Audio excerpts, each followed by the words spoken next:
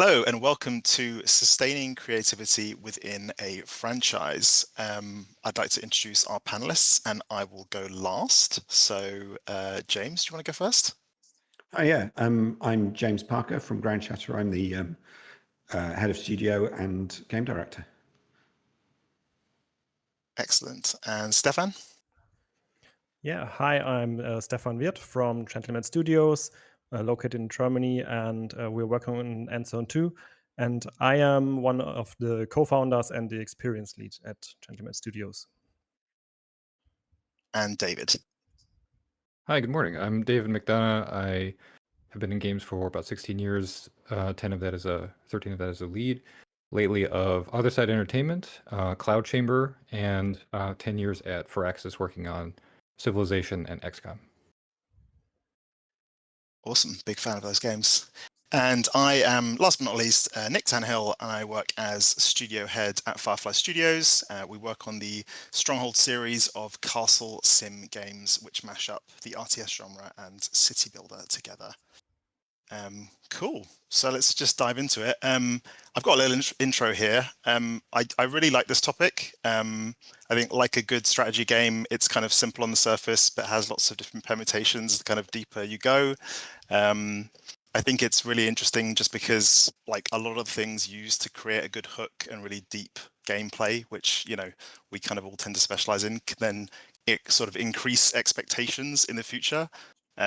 Especially when you're straddling kind of different genres or even like splicing genres together. This means that you can have kind of, you know, multiple players, two or more types of players that come with their own set of expectations, you know, and we all sort of generally make, I'm not trying to toot our own horns too much, but we generally make quite deep systems driven sort of mechanical games, right? So yeah, are there any sort of initial sort of thoughts just around the sort of topic of the panel really to start us off on?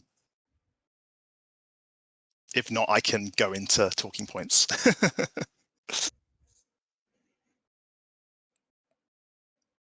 Let's do a talking point.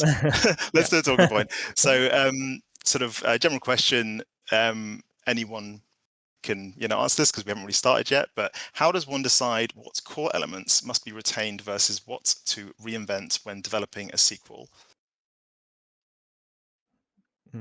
I think there's some metrics. I would just start if it's okay for you.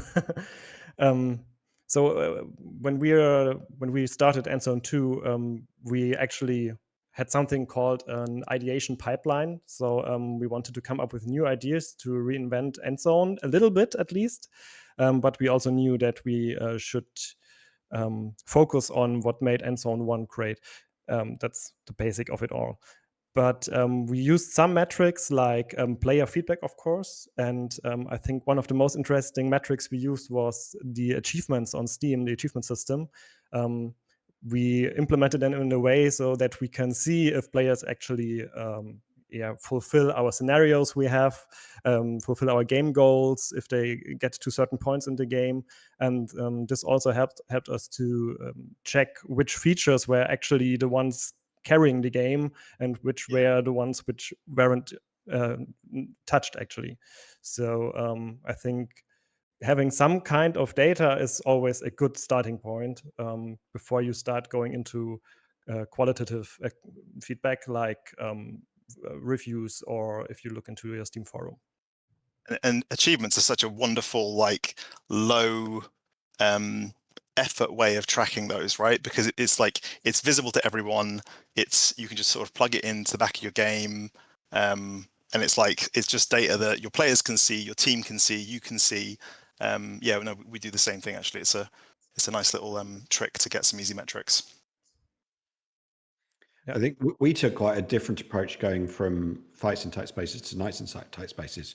We had a list of features that we'd developed through the first game that we hadn't had the opportunity to put into that first game's release that we were keen to try out as new mechanics or developments on existing mechanics. So when we came to develop the sequel, we looked through that list of things that we wanted to do but didn't have the opportunity to, either for time reasons or for technical reasons, and they formed sort of the core pillars of the experience in Nights and Tight Spaces.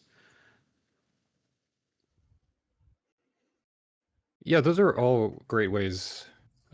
Watching how the audience plays.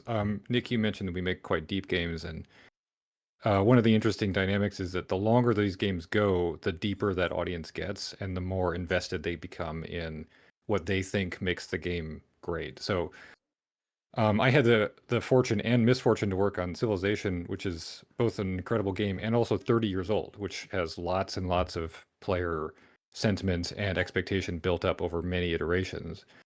And so, in some sense, we have to go even higher and go to what at Firaxis we would call the player fantasy. Like, what is the emotional journey and experience that a Civ player desires? It's like growing continuously across the ages. We have like phrases like "build a Civ to stand the test of time," which is a great visionary statement, but not at all a mechanical or functional statement. And so now you have to think, okay, well, how is that abstracted in Civ 1 or 2 or 3 or 4 or 5? Whatever you do, you've got to make sure that that fantasy is respected in subsequent iterations. But then you have the task of saying, well, standing the test of time could mean something different in 6 or in 7.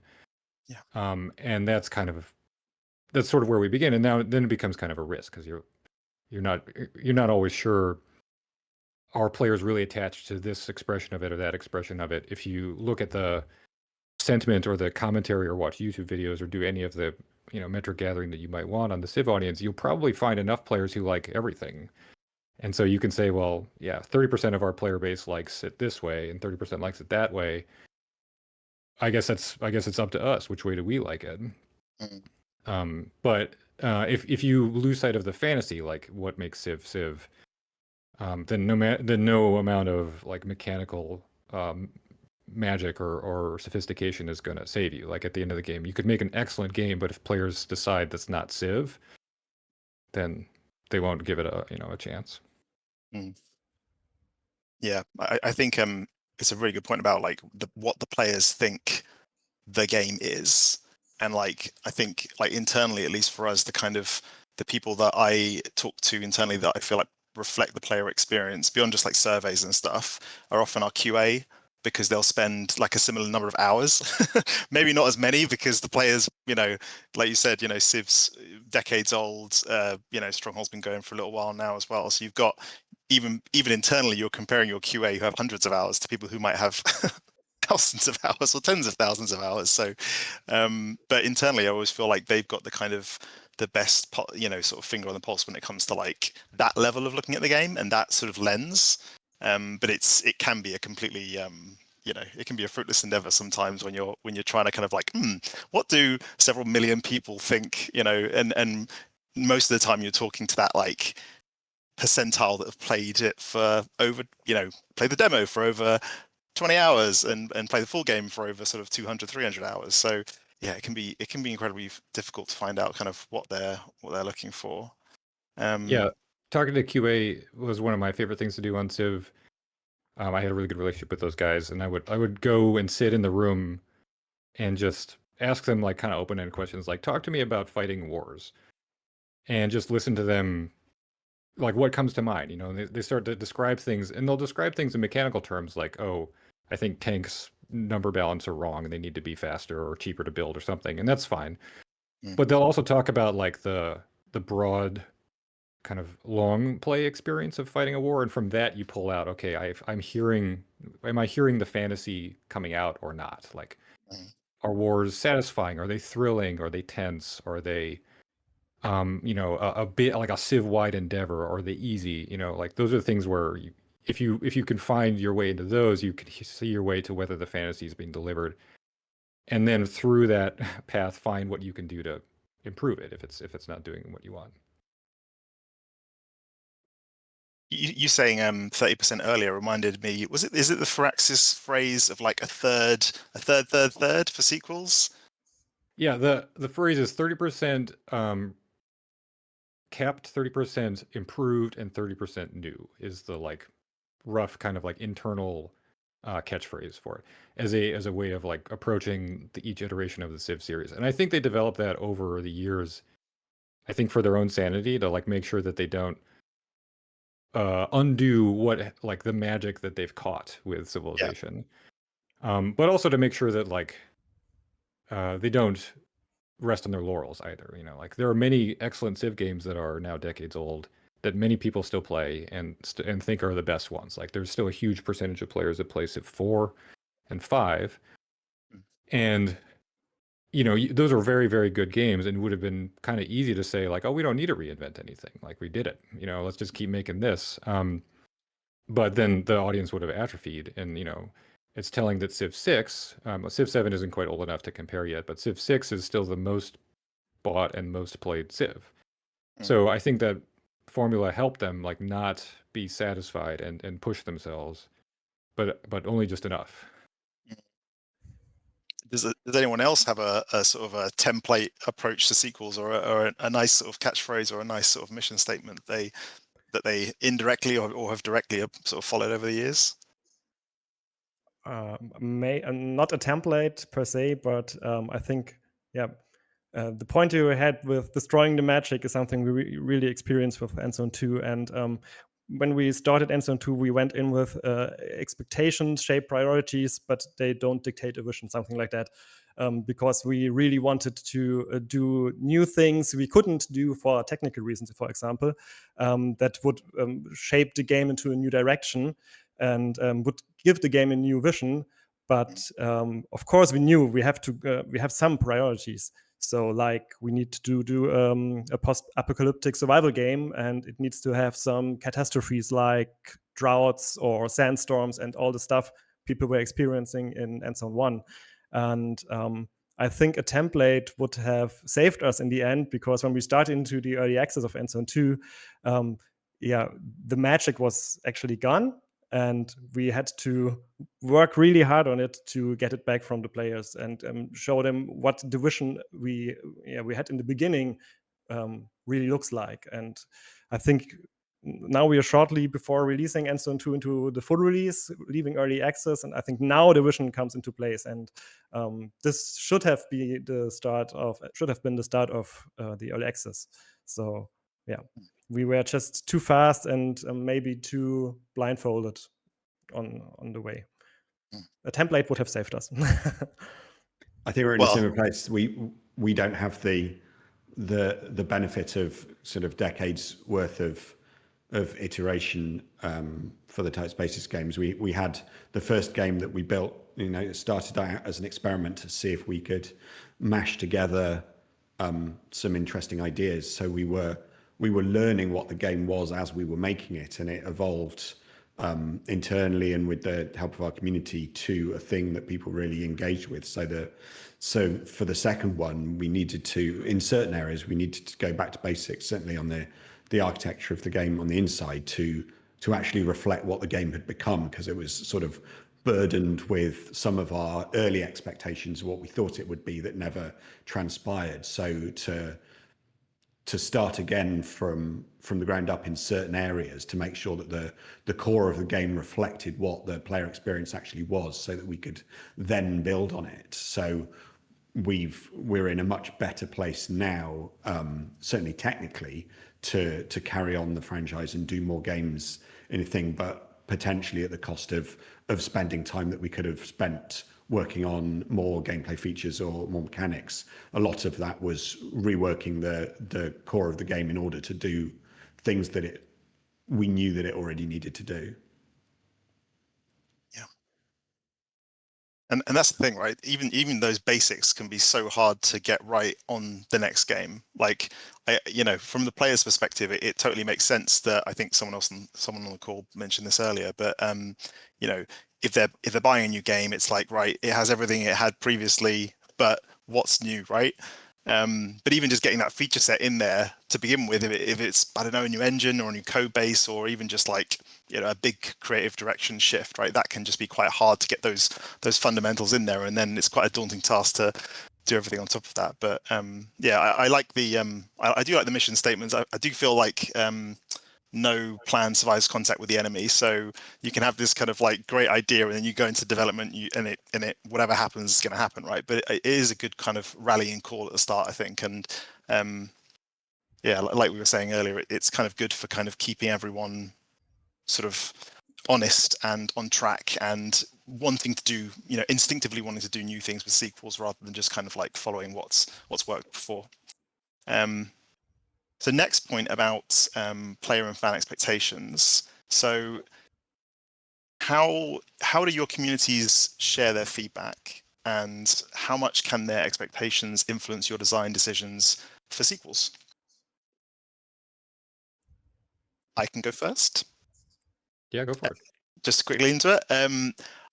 Yeah, I think this is something we've got into fairly recently. I think the last like 2 or 3 games have been doing this, but really over the last, I would say, 1.5, 2 years, we've really been investing quite heavily in like polished early demos, player surveys. So we'll do a demo as early as we possibly can, and that can be quite a daunting task, from a development perspective. But it does mean that like we get like a chunk of work done quite early on, and then we'll put big player surveys out. We'll ask all sorts of things in those surveys, and generally speaking, we'll take a lot of that to heart. I think there are quite a few studios out there that either sort of quite proudly don't do market research, and I'm madly sort of jealous of them, because that seems like they just kind of know which way the wind's going at any one time and they just kind of follow it. But we take it quite seriously. We ask people quite wide-ranging questions, and we're quite transparent about sort of like, what our plans are, what kind of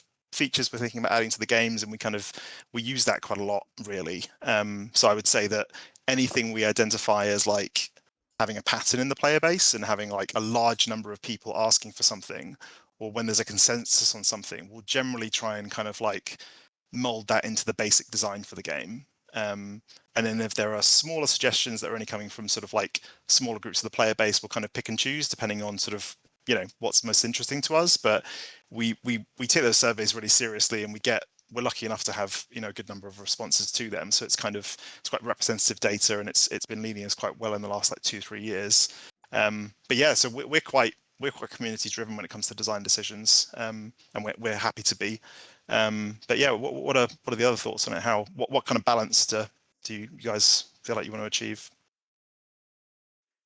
I think until we started making Fights in Tight Spaces, I had been sort of skeptical about sort of community-driven or community-guided game design, because I was a bit self-important and thought, well, I'm the game designer, I know what I'm doing.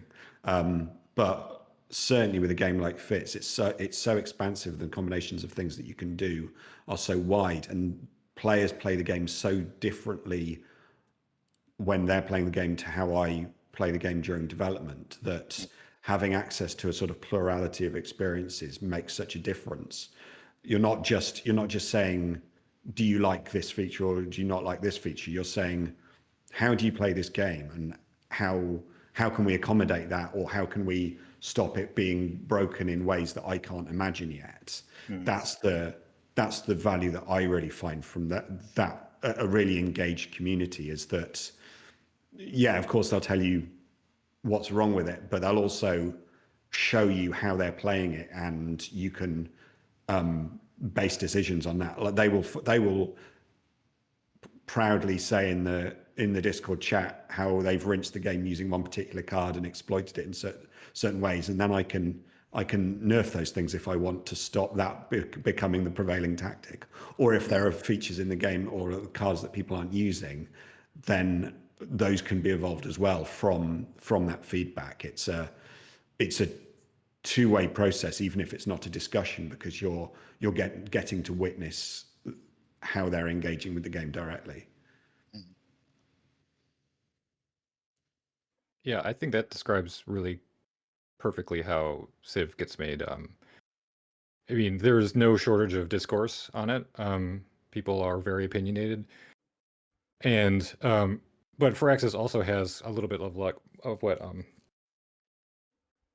James was saying about we think we're the experts, right? We think we know what's what. But we have to temper ourselves, because, and this is, I think, true of the strategy genre, like they are designed to be created by the players. Like they're designed for players to like devise their own solutions and to explore an enormous possibility space. So you literally can't play it in every way that you need to test. You don't have the time. Like even if you had a QA department of 100 people, you couldn't come close. Yeah. So you have to listen to the community because that's volume.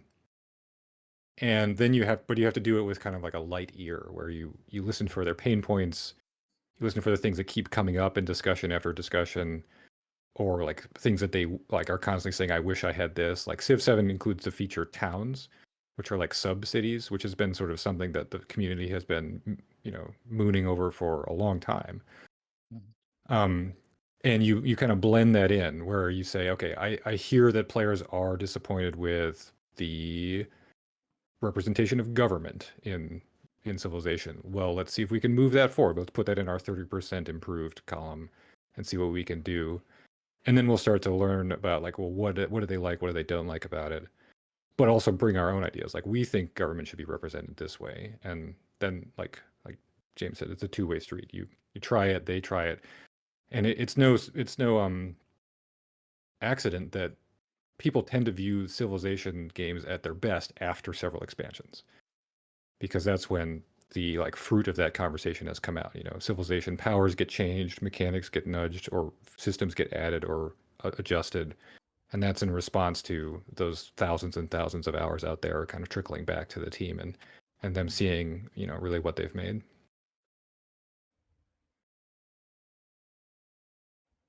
Yeah, so maybe some insights from our team. Of course, we monitor forums and we monitor social media, and we also started doing some surveys. But the best thing we did was implementing our in-game feedback tool, which is a thing you can do during early access.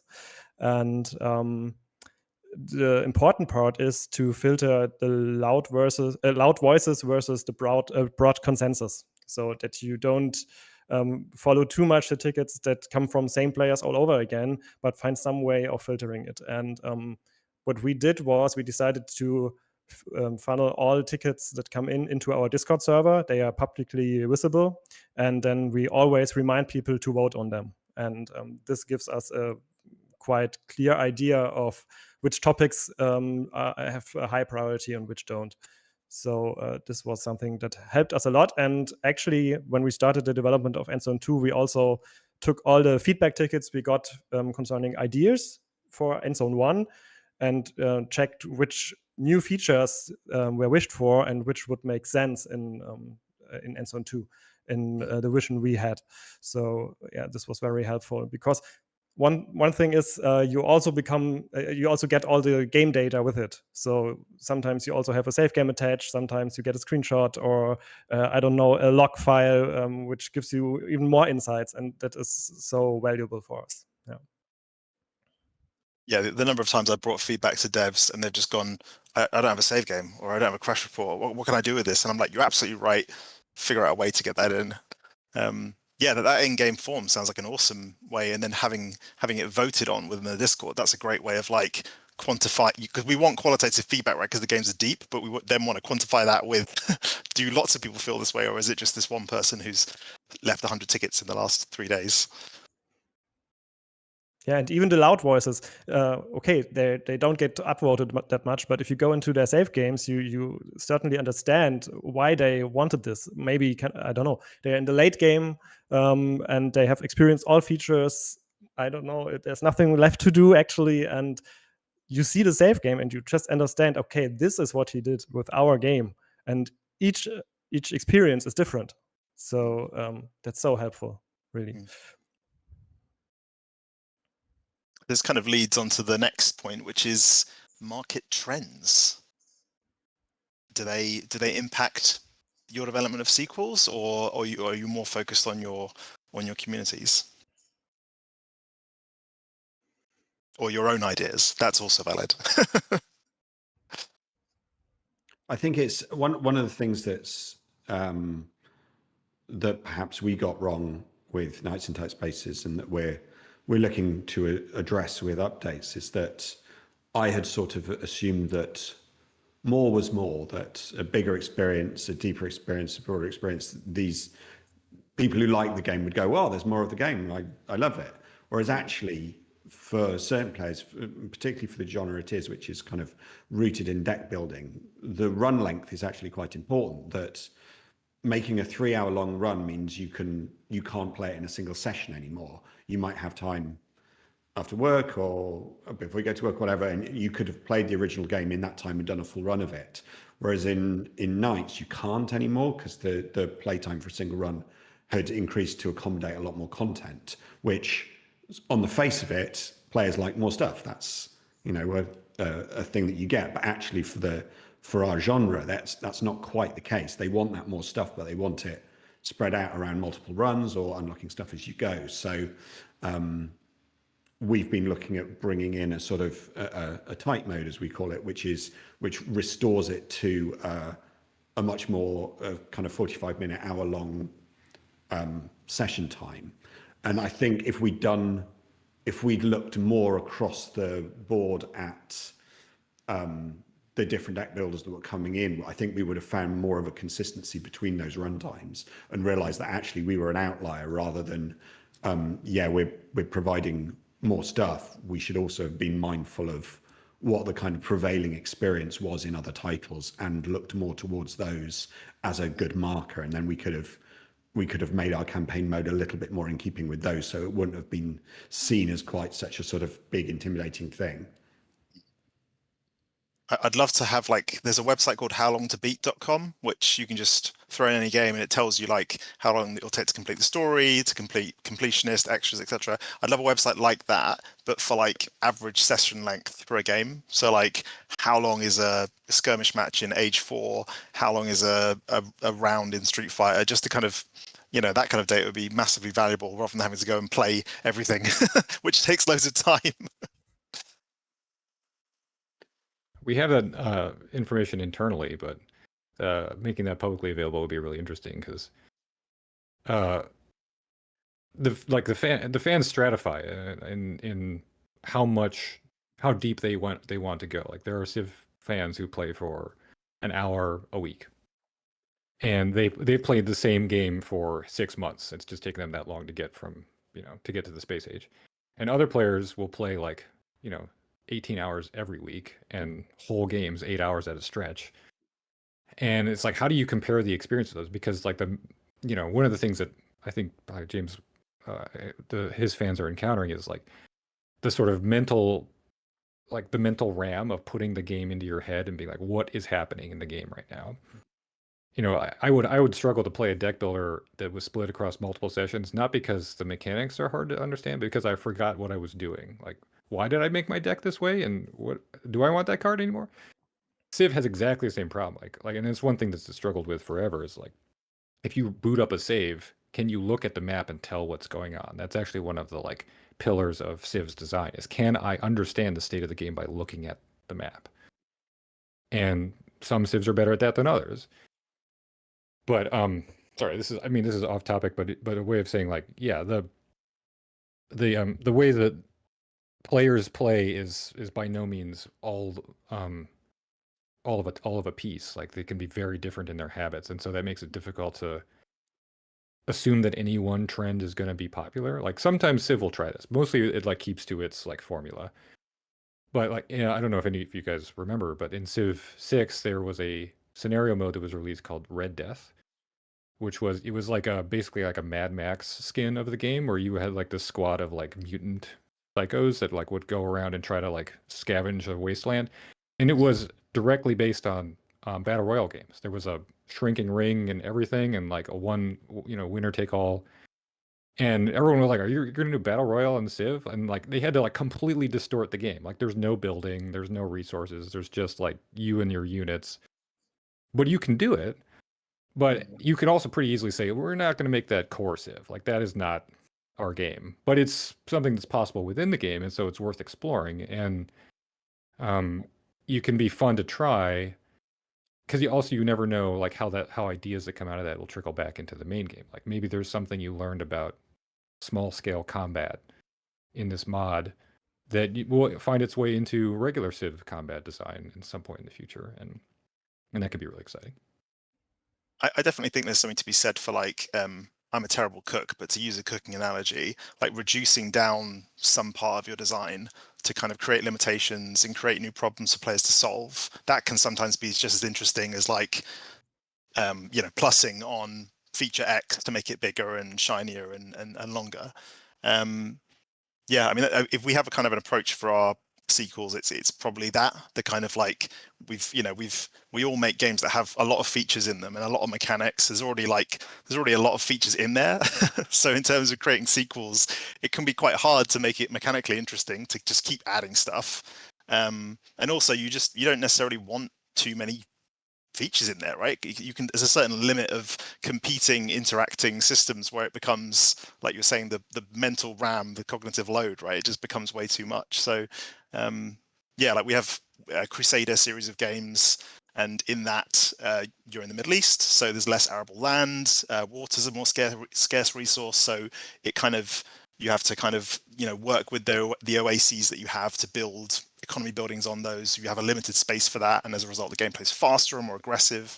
And that's gone on, even though players love the kind of cozy aspect of our games, that's gone on to become one of the most popular sort of sequel sub-brands, because it just created this faster paced, more aggressive, sort of slightly more skirmish multiplayer focused gameplay that does go against quite a lot of our core pillars. So there's kind of much of a less focus on story, which is definitely a core pillar for us. There's much of a less focus on sort of fictional storytelling and fictional characters. A lot of it's sort of history focused again.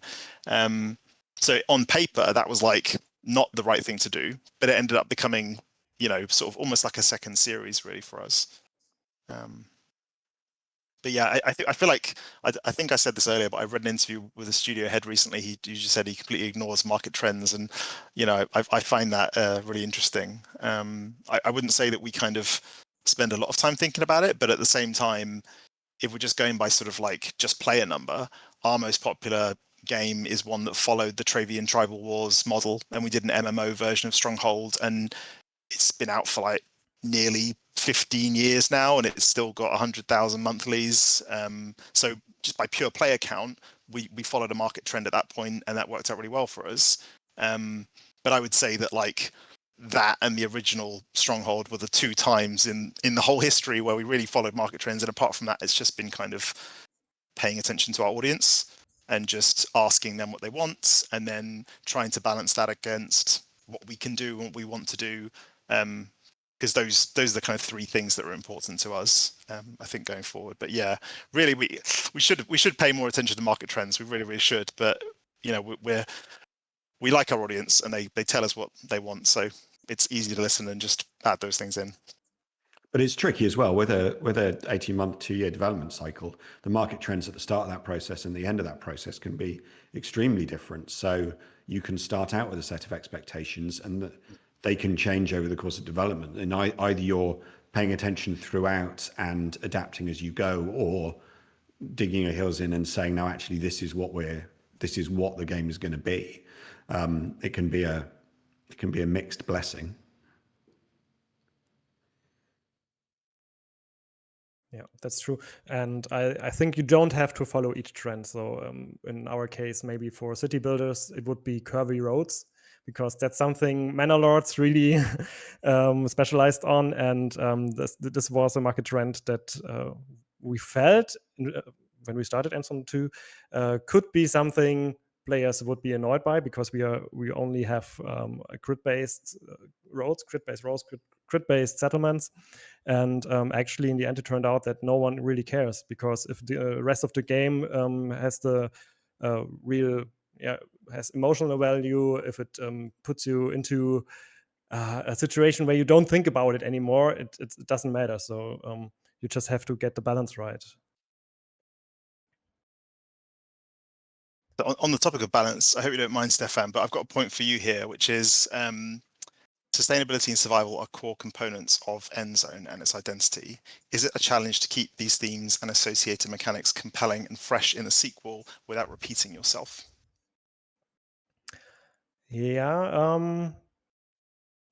So with Endzone 2, we shifted from only surviving to rebuilding civilizations. So somehow we tried to reinvent the game and the feeling of the game, but we also tried to stay true with the DNA of Endzone 1. So there were some tough decisions we had to make, like if you want to have several settlements on the map, which you can have in Endzone 2, you can't have the same deep simulation in each settlement like you have experienced it in Endzone 1. So in Endzone 1, each settler was simulated and relevant for the economy, and in Endzone 2, they aren't. They are just like flubbing around, and they are creating the feeling of a bustling city. And so it was really, really challenging to make the game still feel like it's an end zone, but changing the core of it really drastically. This was really, really hard for us. And now we're at a point where you really understand, okay, if you play Endzone 2 for a while and you're like in maybe 3 or 4 hours, it actually looks like Endzone 1 and it feels like it, even though the mechanics are totally different.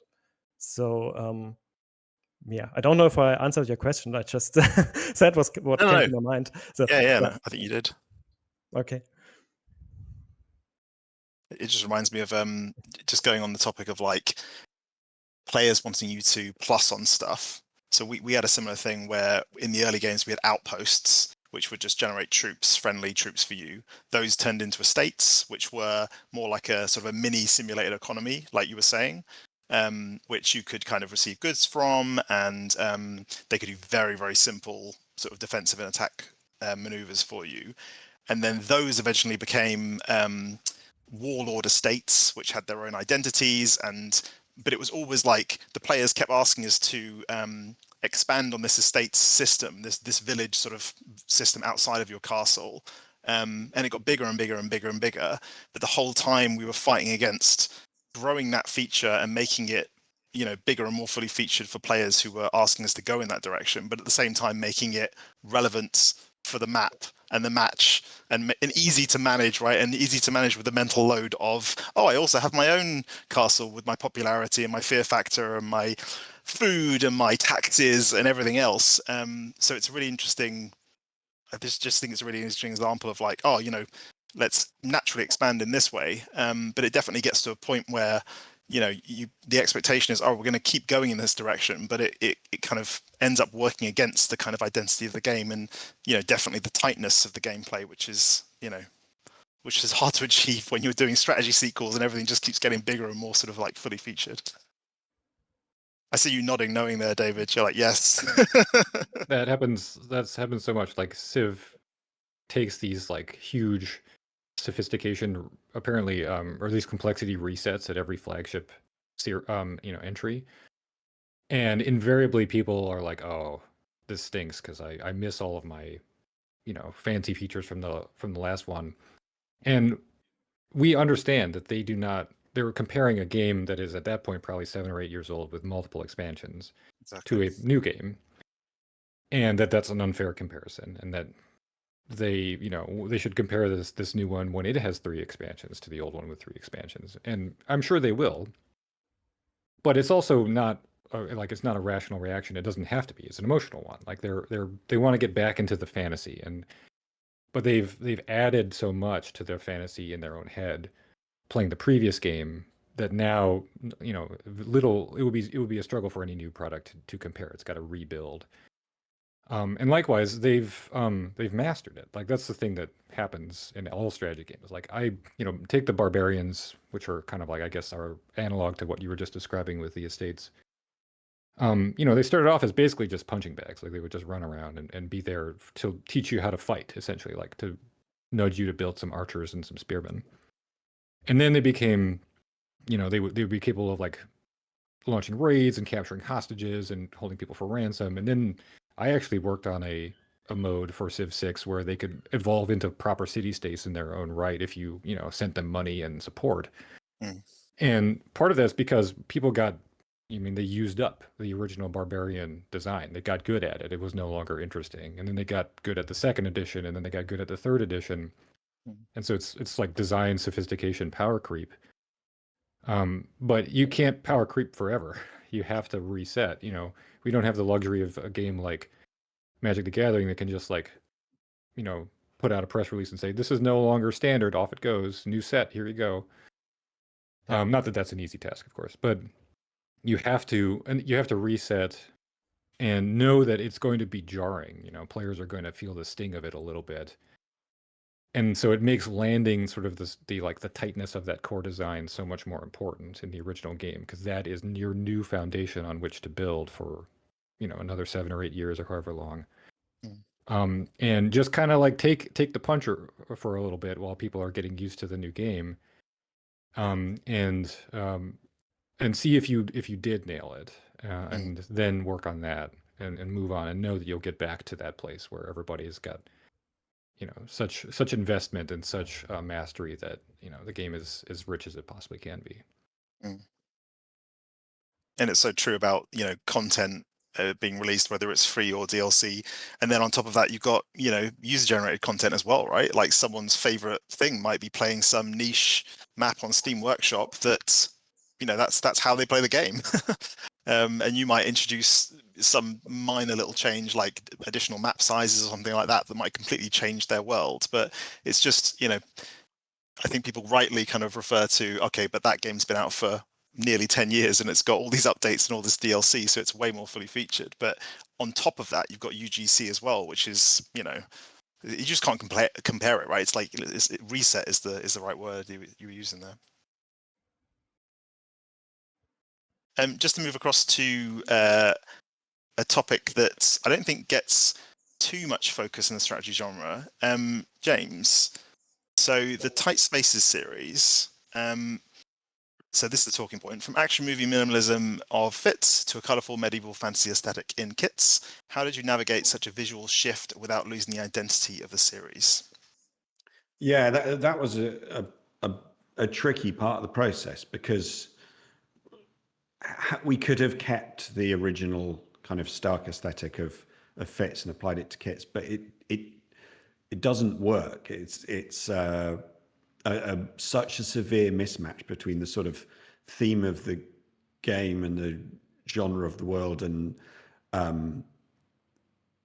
it was sort of built into the design that we needed to change the visual style to match the theme of the world, and that's sort of a different thing to a regular sequel. It's you're layering on top a lot of new requirements from a development point of view, but also from the player's point of view, they're having to cope with a big change in how it appears. So the thing that we needed to do was make sure that the bits that the players were familiar with remain the same, so that they had a grounding in, they understood that all the actions that they took would have the same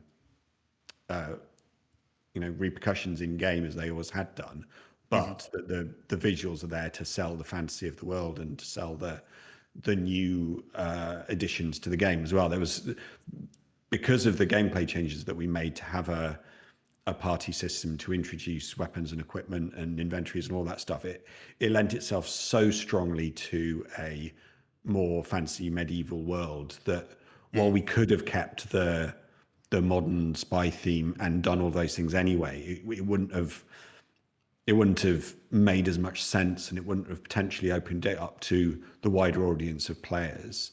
And because we had a bigger budget for the second one, and because we knew we wanted to change up the visuals anyway, it was an opportunity to completely overhaul it and say, well, actually, what would be the right visual style to have for this game? So while we didn't go totally realistic, we knew that the clarity between the backgrounds and the characters had to retain. We still had to do a full look dev pass on how we're going to keep the clarity of the first Tight Spaces game, but place it into this new world. It was a difficult part of the process, and for some players it was too big a leap. But I think the alternative would have been a bit of a mishmash of things that would have not lent itself to either the game or to the visual style. Did you feel like you attracted a different audience with the change in visual style? Was that yeah, and that was by design as well. I mean, there are definitely players of the first game who weren't interested in the the visual direction or the new theme, but because those two are linked together, then that's perfectly fair enough from their point of view. But also there were people who didn't try the first game who really like Knights and Tight Spaces. Like that's their entry into the series, and now they've gone back to play Fits as well. They kind of understand the lineage of where that's come from. So the visuals are a big part of making both games visually interesting and accessible to the audience. And when we put out GIFs and videos, people recognize what the games are, even though they look very different from each other. They are still individually instantly recognizable. Yeah, art style is definitely an interesting topic, just in terms of creating sequels without messing with necessarily the things that you feel like you can't change. Yeah, I think we've had many different art styles over the years, but how do people feel about art style as a I was going to say easy there, but it's not, as a more straightforward design wise approach to keeping things fresh in between games?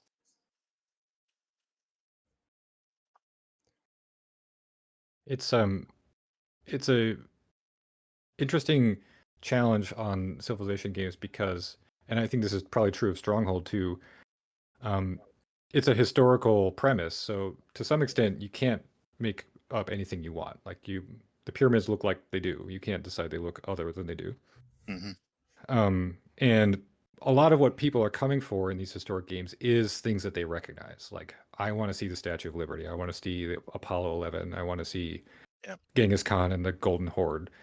And if they don't see that, they will be disappointed because that's part of the fantasy. And so to begin with, the art style starts from this position of it's got to be honest to some extent about what the game is based on. And so that does constrain you a fair bit. But you can look at the difference in sort of what Civ 5, 6, and 7 did, where they sort of went very, very realistic, even almost scale realistic, to highly stylized, to somewhere that's kind of in between on 7. And you could see the artists flexing where they can within these sort of very heavy design constraints. And I think that all three of those games are incredibly beautiful. They did a very good job in every case, and yet they are totally their own thing. They have their own character, and so it's a little bit like the old proverb that creativity flourishes under constraint. That there are heavy constraints on the art style of a Civ game, and that I think focuses the attention of the art team on the things that really matter, like clarity, authenticity, beauty and cohesiveness. If you see a city sprawled out across the landscape, does it look like a bunch of board game pieces, on a bunch of hexes, or does it look like a city? Does it look like an organic sprawling thing? And that's where they put their attention, and the result is, the results speak for themselves. I think from a studio point of view, the temptation would be to let's keep the same art style, keep everything as it was, but also you're working with a team of people, and you don't want to necessarily make them do another 2 years of the thing they've spent 3 or 4 years working on previously, to allow people the creative flexibility to do something different, albeit in the same genre of game, but to say actually we're going to do things a bit different for a bit is refreshing and helps everyone to carry on making those games. And for the longevity of the franchise, you don't want to burn people out just doing the same thing day in, day out if you can avoid it, because that creative people don't necessarily like to do that. Yeah, there's a great story. One of the concept artists, longtime concept artists on Civ, started the same time I did, and he has essentially drawn portraits of leaders for 10 years. And how many times can you draw Abraham Lincoln or Mahatma Gandhi? How different really can it be? And how does that guy stay inspired? I remember when the art process was getting going for 6, and I don't know if it was him or one of his colleagues drew the concept art that became Gilgamesh, if you remember, one of the earliest leaders, who is this absolute cartoonishly muscled, grinning bearded oaf of a guy. And whenever, like, when the whole team saw that, they're like, "Oh my gosh, we're going into, going to new places. This is going to be fun." How valuable that is for investment for them, for their creative energies. Yes, it's another historical figure, but there are still, places to explore. There's still new discoveries and new creativity to bring. And you really, whatever you do with your art style, you got to make sure that you keep that alive. Yeah. And I would agree to you, David, what you said before, like you shouldn't disappoint on the fantasy. So when we made Endzone 2, we had the new feature of controllable vehicles, like they were like RTS units you can move around the map. And this was something that was wished for in Endzone 1. And so we thought, okay, what would be the expectation of players? Because visually we could come up with everything, like Mad Max style or maybe balloons that are flying around. But we had exactly two kind of vehicles in our first game. One were the wreckages that were lying around, which you could use for scrap and build stuff from. And one was our settlement center, which was built from an old bus. And so we knew, okay, if people wish for vehicles in Endzone 2, they have this bus and those cars that were laying around in their head and in their mind. And so this was our reference in terms of an art style, let's call it that way. And I think this one went really well. Yeah.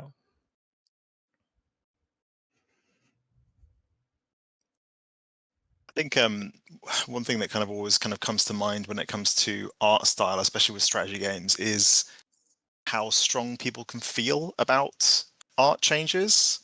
And realism, I think, is a really good point, especially when you're going historical, because it ties you to, it's this historical thing plus fidelity equals the art style. And that's just kind of, like we were saying, it's not inspiring at all for a team, especially been working on a series for a while. And B, it's not really what the players really, really want. They might say they want that sometimes, but it's kind of, they definitely want something else. But yeah, it can be quite tempting, especially when it comes to, like, I'm not ashamed to say that we've changed art style, we've tweaked art style a little bit in relation to player feedback before. Perhaps when we were going a bit more stylized, and there are kind of positives and negatives to that. I think in terms of like clarity, we took a hit on terms of clarity in terms of like unit control and certain sort of core things that in the heat of the moment in an RTS can be really important. But at the same time, overall, I think it looked better as a result. So this kind of leads into the next question, which is, does anyone have any examples of like any opportunities or examples when community feedback, resulted in a really interesting particular change for the game? I'll start just by saying that the last couple of games we've been working on have been definitive editions of older titles. So we've been working on Stronghold DE and Crusader DE. Essentially, we're working on another Stronghold title at the moment in Unreal Engine, but that's taking a long time because it's our first game in Unreal. So we thought we'd take an opportunity to kind of like remake our 2.5D isometric games. And when it came to those, some of the best, most interesting changes we made were, we came to them with this kind of mantra of, people have been playing these games for 20 years and they want as much customization as possible. So for us, going through all the feedback, we've gone pretty granular with that customization. And now with the upcoming Crusader DE, in multiplayer games and skirmish games, you can turn on or off pretty much anything. You could play with a single unit type. You can turn off however many units you want. There are 8 new units in the game. If you like some of them and not all of them, you can just turn half of them off. You can play with the unit cap. You can add tactical powers into the game. We've just kind of tried to make that as sort of customizable as possible. And that really came about through our lead coder and our producer pushing for customization as a big feature, but then just players just asking for that over and over and over again, and just playing the crap out of the demos and just really giving us some really awesome feedback.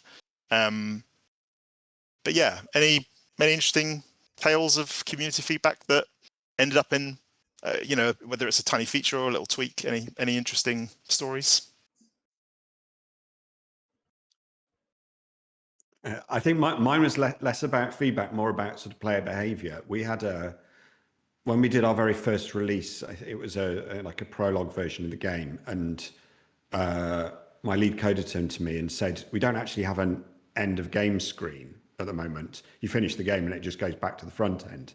And this was a day before it was meant to go live. So I said something like, "Oh, we'll just need a thing that says your score, and then says something like, now do it again, but better." Just as something to go. And he put that in verbatim. And then players started, when they finished their run, they would post their score thing, and other players would say, "Now do it again, but better." And it became this sort of meme amongst the community. So when it came to doing the full launch, we couldn't change that, because that was a thing that people had started saying to one another. So it just became this sort of it just became part of the game, and sort of in a nice way encouraged replayability and the community getting together. So it was a slightly haphazard thing to have been put into the game, but became a sort of central part of it after that. I love it when that happens. You just throw something in at the last minute and it turns out to be one of the favorite things that players like. And the thing you spent 3 months working on is like, I don't care about that. We love this challenge at the end to try and make us do better.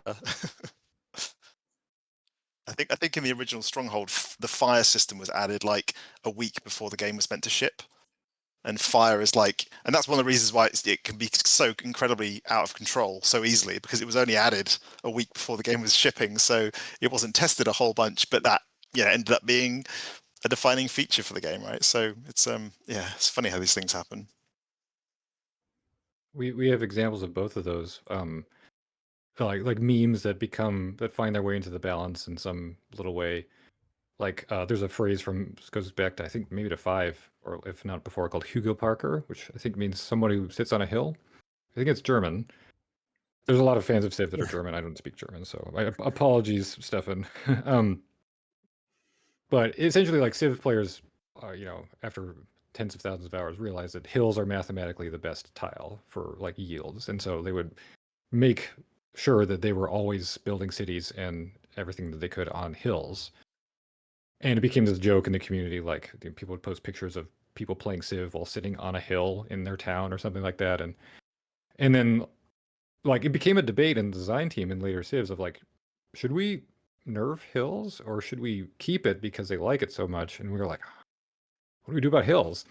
I don't actually remember what we decided, but that, you'd be surprised the kinds of things that become serious points of discussion on the design team. And then Nick, we had exactly the same process towards the end of the cycle for 6 with customization and players. That's the tip of the top of extreme fans who are that deep in the game, or they are saying, I want to customize this down to the nth degree. And it's always the lowest priority feature to develop, because it's never going to be a selling point for an expansion. Buy our latest expansion. Now you can whitelist certain city states and decide if they're going to be in the game or not. And you're cool. That's a lot more exciting than a brand new Civ to play, But they're the kinds of things that if you're going to make the game last for 10 years and players are going to play it that long, that's what it'll live on. And so there's always this they're sort of the long-termers who are saying, we got to do this before we're done with this product because it's going to give it the legs. And I remember the emblematic one of it was the ability to white or blacklist natural wonders in Civ 6 because everybody hated the Cliffs of Dover. The Cliffs of Dover, natural wonders are part of map generation, and they can give you special yields, but they can also change the nature of the plot. And the Cliffs of Dover are not, I forget exactly what it is, they're not buildable. And so they can show up, and if they're on your island, they eat some of the tiles, and they're impossible to bridge. You can't land on them. And so people are every time I see the Cliffs of Dover, I run the other way because I don't want to build near them. They're dead territory. And so, I mean, they're beautiful. They're good for appeal, which is one of the systems in the game. But players kept asking, can you give me the option to just turn off that one wonder, please? They made mods that took it out. And so eventually, we'll make a wonder whitelist feature. And it's just funny, you really don't know what's going to be the little wrinkles in the fabric of player experience in your game until it's been out there for that long. Yeah. Oh yeah, session options are really important. Just to get that out one too, because we have some features that players are annoyed about still up to today, and in session options you can just turn them off, and we don't get that feedback anymore. So that's really something you have to keep in mind today, that a game should also be somehow customizable, I think. Yeah. But I have one question I would ask you guys, because it's really in my head, stuck in my head all the time. We talked about player feedback, but what about feedback from within the team? Did you ever come to the point that any major shift was facing disagreement from within the team, and how did you cope with that? Oh, serious question. I'm just trying to think of a scenario where, you know, there was a positive resolution, everyone in the end was all happy, so that I can kind of reflect on something positive. I think it's really just, you know, when there is a disagreement, we just try and focus it back on, you know, how is the player going to receive this? How is the, you know, if we've got broadly speaking, two main player profiles in terms of playtime. So the number of people that Steam leave Steam user reviews, for example, most of those will be like they've played it for 2 seconds, and it'll be they've played it for a long time, right? So we kind of just go, right, what's going to be the best thing for both those players, and how can we bridge that? And we kind of use that to try and diffuse any disagreements, because we just go, right, we're just, you know, we've got difference of opinion here, and let's just focus in on what the players think. And I think one thing that's been really helpful for that, because you can do a survey and you can say 6,000 people think this, and then they'll just go, oh, but you asked the question in a very specific way, so it's got this specific answer. And it's much better, I think, internally for us, just to run multiple public demos. And I think that one thing that we could get better at is just internal playtesting. I think we could, you know, Firefly could do that a lot better, and we are trying to kind of do that a lot better. But one thing that's been really helpful is just putting demos out to large groups of players, and then whatever type of feedback the developer is most receptive to, whether that's a massive survey or a forum post or a Discord exchange or whatever, they get that. They just get all of that, right? Because the demo just exposes so many players to it. And for a lot of people on the dev team, they'd much rather just talk to an individual player about their experience than they would trust like a large data set, which again is, you know, everyone loves qualitative feedback because it's just more, it's easier to understand, it's warmer, it's less cold. So yeah, for us, we just try and diffuse it with like, lots of people said this, plus, you know, or we just park the debate and we go, right, the demo's coming out in 2 months, let's do your way for you know, for this demo, and see how it's received, and then just kind of move forward based on that. But it means that, like, before release, we're not putting our heads in the sand, and we're not just putting all our chips on one particular opinion. It's like, you know, multiple points where there's a reality check at each stage, and, you know, we kind of run that into launch, and it's been working all right so far. But yeah, there's not always a perfect solution. And sometimes even with demos, people will kind of, you know, have disagreements. But yeah, the player experience is what we try and focus on.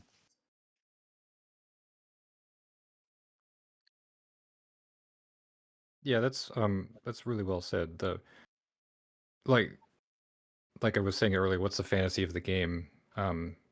That to some extent that should be inarguable. Like if you are disagreeing about what the fantasy is, you have a bigger problem. But let's assume that you agree. It's not hard to say like, well, there are many design ideas that may have merit, but which one is the right one? Like for this particular fantasy, like that doesn't mean the other ones are bad. They just belong in a different game. Like a good example, I mean, and it's fair to say like 95% of the fierce issues that the design team faces are self-inflicted. Like we are the most opinionated people of all, even compared to our fans, of like what we think Civ is.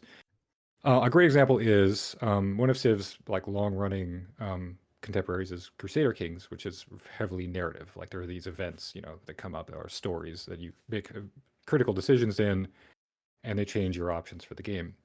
And it's been a long sort of thorny knot for Civ. Like, should Civ have these kinds of narrative things? Is it the right kind of abstraction for the game? is it too random? Are players going to feel like they had a good strategy that got thrown off because some like event came up or didn't come up? Or are they more immersive? Are players going to be like more into the sort of story of their civ and its identity?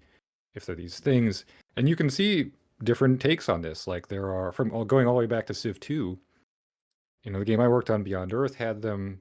Then Civ 6 didn't, and then Civ 7 does. And there have been other strategy games that have come out all in that time, like Old World and others that do or don't have them in different degrees. And the truth is, like, they're both right answers. Like it's a good game without them, and it's a good game with them, but it's a different game. It's a different emotional experience the player is having, and that's where the design team has to like find resolution is, well, which one, what are we trying to do? Like, what is going to serve the emotional experience we're promising? What does Civ promise? If it can be hard to kind of arrive at a place where you say, like, if players really want that emotional experience, maybe they should play Crusader Kings instead, because you want to be the game that everybody wants to play, right? But you can't make an every game. That creates a mess. You have to make a game that has a clear identity and a clear promise to the player, and that delivers on that promise. And that means that you have to at some point decide not to do some things, even if you personally enjoy them or they work great in other games. In the fantasy, the vision of the game is your guiding star there. Yeah, I think that's true for us as well. That the players have taken the game way further than any of us internally could. So we don't particularly have design arguments internally, because we know we're always probably going to be overruled by the realities of how the players are playing the game anyway. So we need to look at the overall experience. I think our disagreements tend to be more procedural things about how we do things, or the manner in which we're achieving whatever those goals are, rather than the kind of the nature of the game itself. Yeah, it's a really good point about not trying to make the game. I think is it From Software or someone else said that a game? No, it might have been Helldivers. A game for everyone is a game for no one. I can't remember that, but that's a really good general sort of rule of thumb.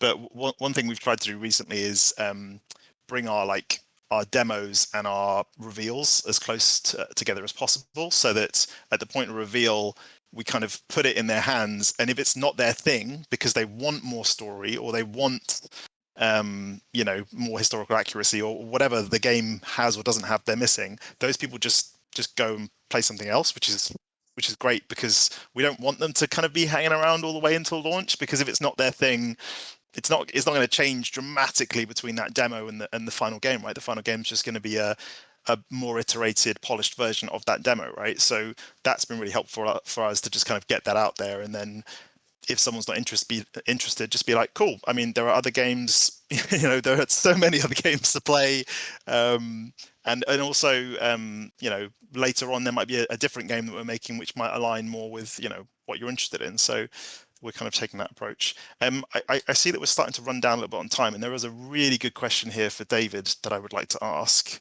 if that's okay. So both Chimera Squad and Beyond Earth represent bold shifts in setting, tone, and somehow game mechanics as well, compared to their parent franchises. From your perspective, how much of a creative and commercial risk was it to branch out in this way? Well, it was not insignificant in both. I mean, I worked on Beyond Earth late in the cycle for 5. Like, it was almost the last thing that happened there. So at that point, 6 was already well underway. And likewise, Chimera Squad was one of the last things that was done, on the back of XCOM 2, while the next project was underway. So tellingly, neither of those games was attempted until the core franchise was pretty well baked in. Like, everybody really understood it. And I think that's why there was that appetite. Like I mentioned earlier about, design power creep, and Nick, you were talking about like how these games evolve, and then pretty soon there were like like teetering towers of mechanics, and you're like, how am I ever going to slim this down again? Both of these are sort of left turns, or like jukes sideways, to try to think of like, what else can we do with the creative space we've developed on this game that we think fans would enjoy, but we're pretty sure isn't core to the series, like is just for the people who want even more of this with a slightly different direction. So we would never have attempted them as like early or sort of, I think, solo projects, like standalone projects. They were always spin-offs. So that, I think, takes down both the creative and the commercial risk. Like at that point, the game is successful, I hope. And if your new project doesn't succeed, chances are you can absorb that. And also, nobody will like paint the flagship franchise with the outcome of the spin-off, which was something that was very evident on Beyond Earth. Beyond Earth was simultaneously based on Civ 5 and on Civ Alpha Centauri, or not Civ Alpha Centauri, just Alpha Centauri, which at that point was 20 years old. And so it was kind of a double spin-off, which made it like twice as hard to get the tone right and the creativity right. It was really mechanically a lot more like 5 than classic Alpha Centauri, but we sold it as more like Alpha Centauri, which, as it turns out, was kind of oblique to the way the game actually was, and confused and frustrated people. And so we learned a lot about how to do a spin-off like this in that process. But while the game had good ideas in it, the sort of cloud of this kind of challenging identity has stuck with it, and the game still has kind of like, well, it has positive reviews, but it has a sort of, you'll find a mixed opinion on it in the Civ community about whether it was a good game. And a lot of that opinion comes not from how the game actually plays, but by what they thought it was compared to 5, or what they thought it was compared to Alpha Centauri. But that's fine, because it's not flagship Civ. Like Civ 6 could go on and be made and have none of that. They had all the benefits of like the design that we tried on Beyond Earth, and like ideas that we, took for a spin, but none of the taint that comes from like people's like mixed opinions of it. And so that also reduces some of the commercial risk. You can like, you have this opportunity to do something that is kind of teaching everybody what this game might be like, including yourself. Which is rare in a strategy game, especially a long-running one that has a well-established fan base with big expectations that aren't going to let you innovate a whole lot from series to series. Creatively, it's just all kinds of fun. Like this is where you can follow trends. This is where you can try crazy ideas you've had all along, or things that you wish the series had always had, like narrative events, or I wrote the It's AI like you have for the... permission to experiment, don't you? Which is quite liberating. Yeah, right. Like Chimera Squad took this like very kind of aloof, kind of intense war movie tone, and made it essentially into like a buddy cop movie, or like a sitcom. It was like the Brooklyn Nine-Nine version of XCOM, because you could bring out all these characters, because they weren't just like pawns that could come and go. They were individual named people with like specific abilities. And chances are you're not going to do that in core XCOM, but maybe some people really, really want that. Maybe you really, really want that, and so now you have a chance. And so you go all for it. Like the characters in Chimera Squad are the best part of the game. The crazy planets and the sci-fi, like dripping with sci-fi like sauce, is the best part of Beyond Earth. You really don't have to be that beholden to anything, and that's pretty rare when working on these kinds of games. So it was a lot of fun to design. We took a lot of creative risks, and it's cool to see like some of them like stick around. Like Beyond Earth came up with brought back the idea of a political currency. They called it political capital, to handle diplomacy and deal making, which has always been kind of like a clunky spreadsheet based process in Civ, and that is in 7 now. Like there's the idea of that kind of prestige. And Chimera Squad, I think, did more with like the setting of the world, like the identity of the place that you're in. Like it's not just forest battleground number 2 or city battleground number 3. It was like these the character of the civilization that the aliens had taken over was coming out a lot more, and that was really cool. Like things that can contribute to the lore of future XCOM games. So it can pay dividends for the future series in all kinds of interesting ways. It can be really refreshing to the design team to get to try to stretch their legs and try things they've always been excited about. Yeah. And commercially, it can be calculated. You can do it at the end of the series when you kind of had nothing to lose, and fans the fans are eager for what else there could be. And you can have sort of like a more of a kind of a pocket environment to try new ideas or new innovations without having to commit to them in the core franchise unless they work. And so I think they were successful in both cases in a variety of ways, but they're definitely a different kind of experience than making the core game. Was that kind of your thinking, James? Instead of making Fights in Tight Spaces 2, going for Nights in Tight Spaces, was that kind of one of the major sort of reasons for you to do that, just to get that freedom? And yeah, to some extent, I think, yeah, as I said before, it was such a strong parallel between what we wanted to do gameplay wise and an interesting angle to take it setting wise. The two meshed really well, so it made more sense to make that as a sort of sequel, prequel set in the same universe.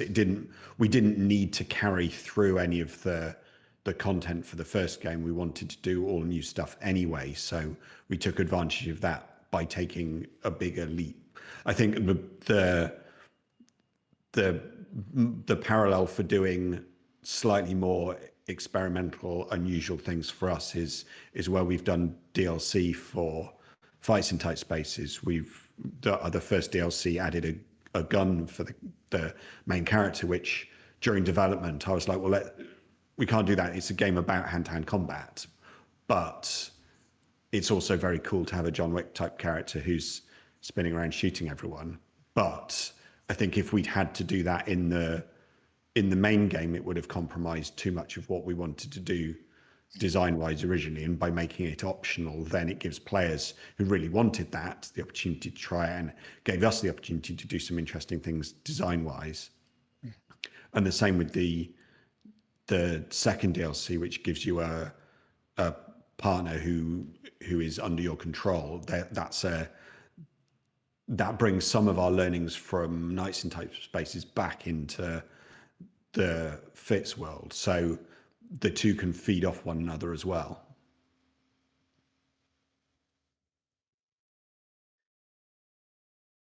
And how do we feel generally about DLC?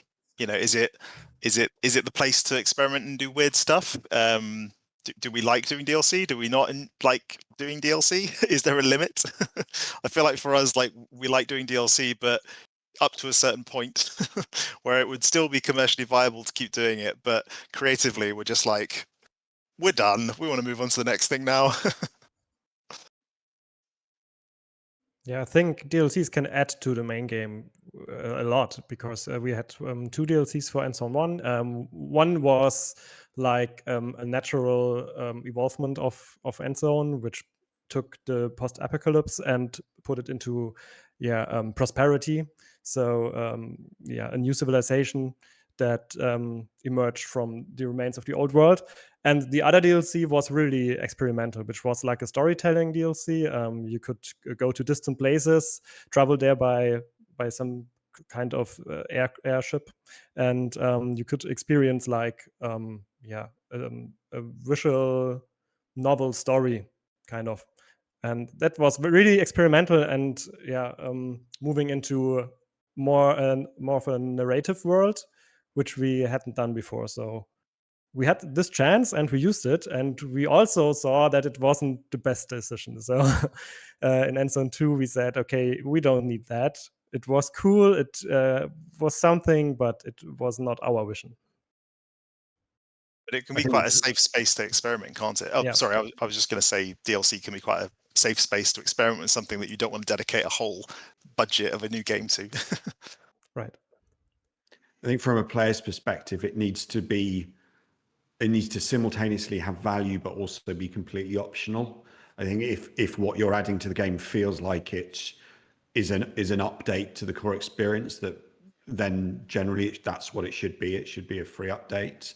But if it's something that's a little bit off to the side, then the players who want different content or more content, they have the option to choose that or not. Whereas you're not sort of hiding away anything that players feel like they should have as part of the core experience.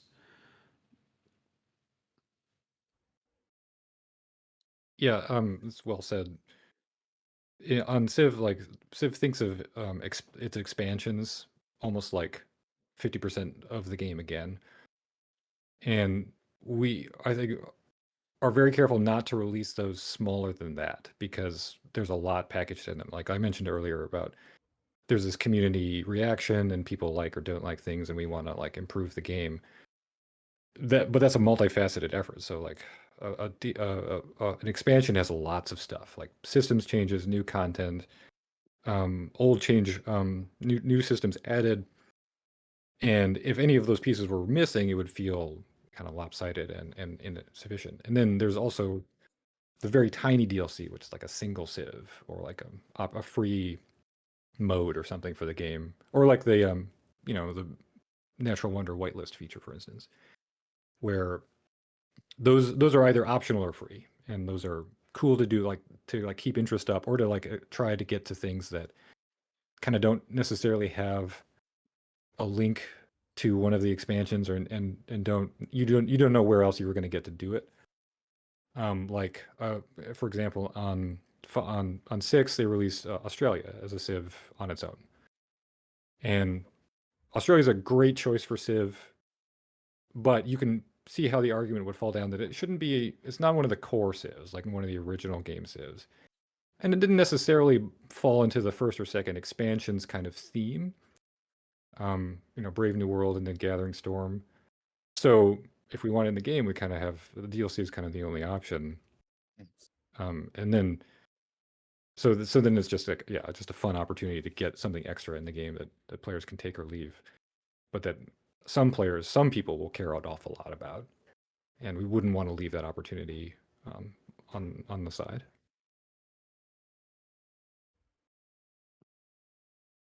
Cool.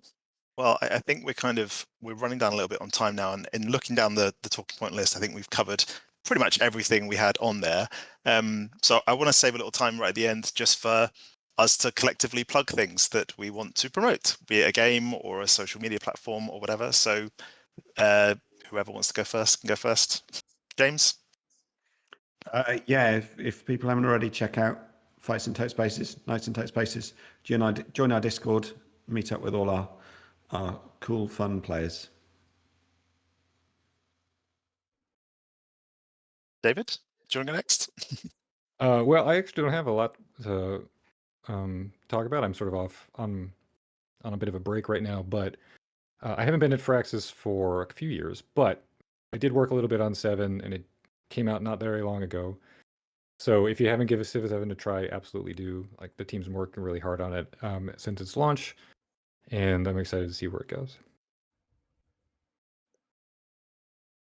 Stefan, do you want to go next?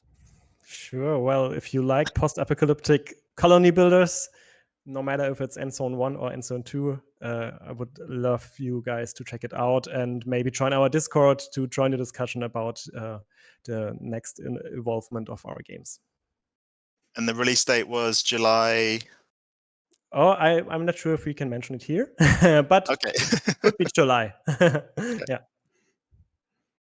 And I'll finish up. If you love classic 2.5D isometric strategy games, then both Stronghold Definitive Edition and Stronghold Crusader Definitive Edition are on Steam. The latter is coming out on July 15th. And my social manager will kill me if I don't plug our Twitter and our TikTok and our YouTube. So please go check out those. And that's it for this panel, which was Sustaining Creativity Within a Franchise.